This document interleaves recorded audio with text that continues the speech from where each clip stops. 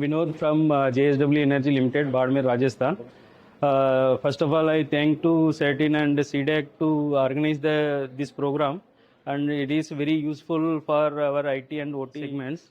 We here learn about how to secure the IoT devices inside the plant. Other than we are also required to secure the IoT devices which in houses also. This is very much useful, and we have learn about how to get the data from IoT devices to cloud or something through connectivity. This is also more helpful.